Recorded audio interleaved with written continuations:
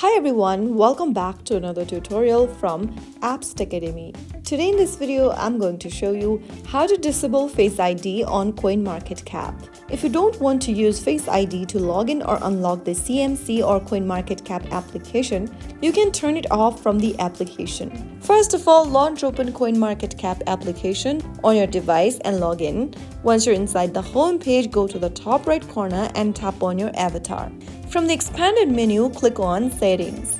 You'll then come across this Settings menu where you need to scroll down and find the Face ID option.